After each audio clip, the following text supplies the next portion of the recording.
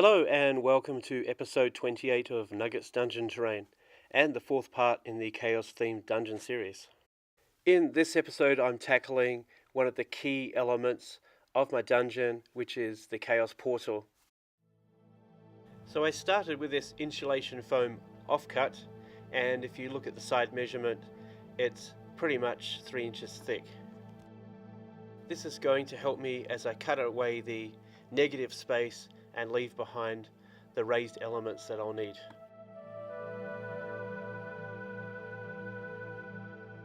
So at the moment I'm just cutting out the entire exterior shape. As you may have noticed if you've watched my other videos, I like to draw the overall square or space template on the top to give me an idea of playability. My standard preferred size for the base piece is always 2 centimeters, and here I am cutting that section off first with the entire outline template still intact.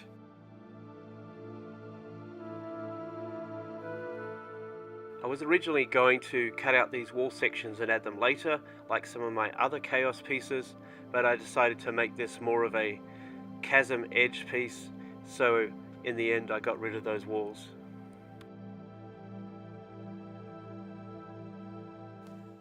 So now I'm cutting off the 2 space section at the end that is going to make the stairs. I've then put it in sideways and cut off a 1 centimeter base that'll make the bottom of the stairs, and then I've cut through preparing the piece for the next part of the step as well.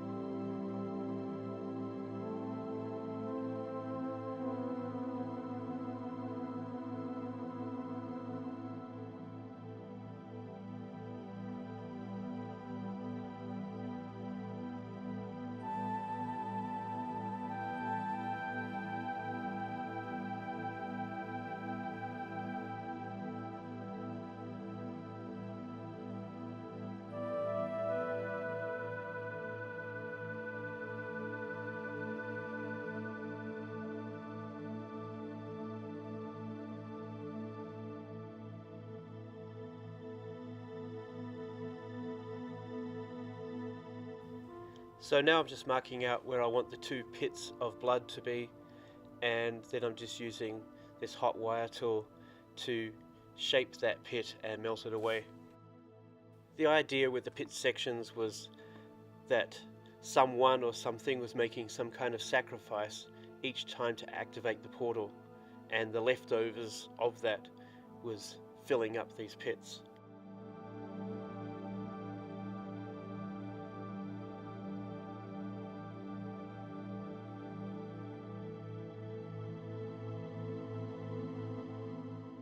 Now I'm using that same tool to mark the edges because I want them to look like a cliff that's dropping away into nothing.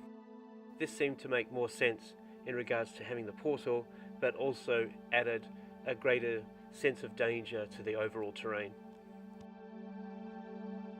It really helps with this effect to do some cuts on the top edge, some on the bottom, and some going straight through, and to make it look random. Okay, so now I'm working on the actual portal itself, and I'm going to start off with a 2 space piece of foam and just cut out a small element that looks like a stair. I'm going to use this to place some extra features. And the second slice that I'm doing is going to be where the piece of plastic that represents the actual portal will slide in.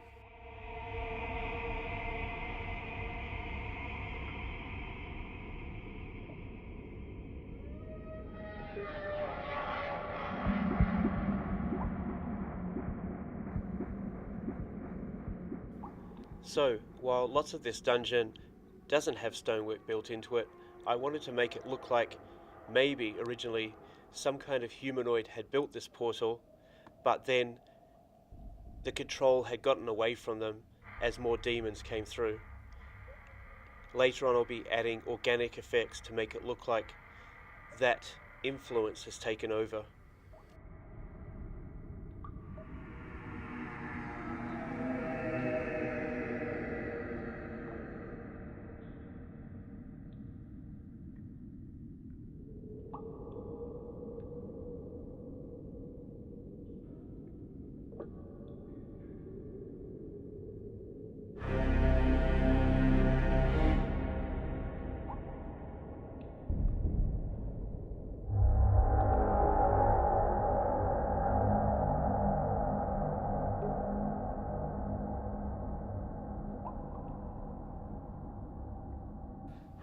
What's really important when you're using this technique is when you get to a corner, you make sure that the hole that you're cutting with a pen goes right into that corner.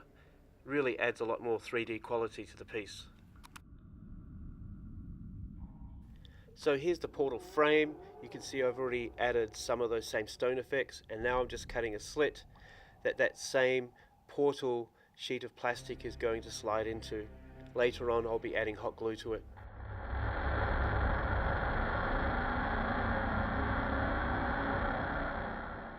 So here I am just testing that that piece of plastic is going to work.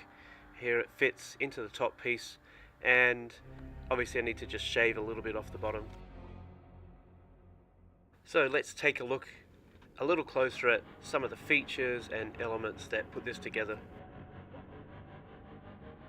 So firstly, the portal gate itself is detachable, otherwise it sits a little bit too high when I'm trying to pack it away. These really cheap $2 store magnets corresponding with the ones on the other side are actually really powerful, and I can pick the whole model up just by the gate. Here you can see some of the elements that I put in to the pits before I filled them up to give the blood effect.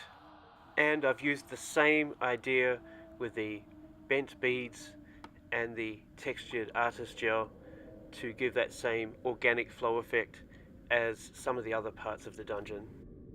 The portal got the same treatment, as well as the old classic hot glue to add some effect, and some skulls to dress it up.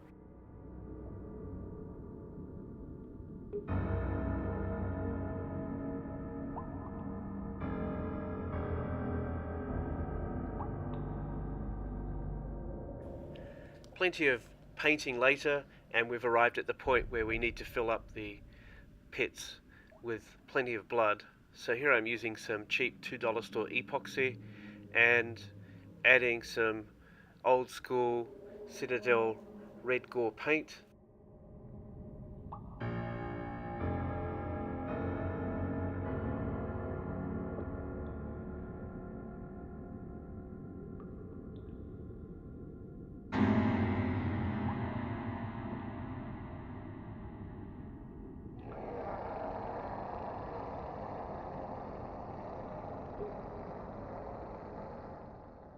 And to give the resin a little bit of a better chance of getting into the small spaces where I want it to go, I've just used this syringe.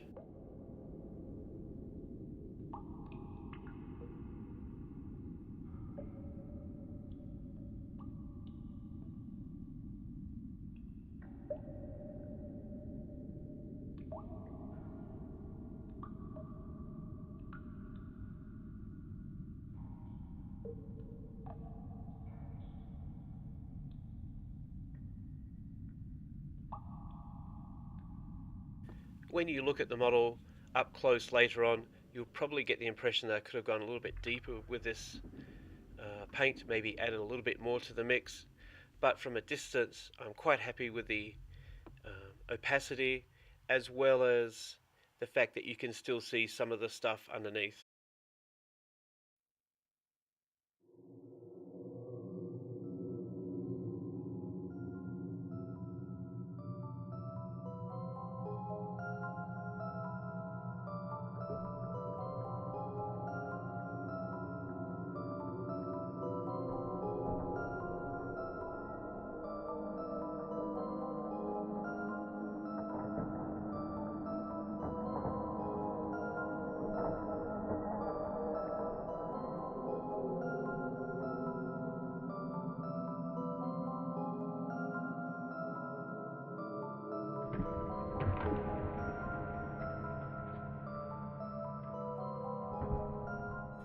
Here you're about to see the resin has just about reached its hardening point, and I need to back off here and mix another batch. So let's move forward just a little bit and look at some of the elements in a more finished state.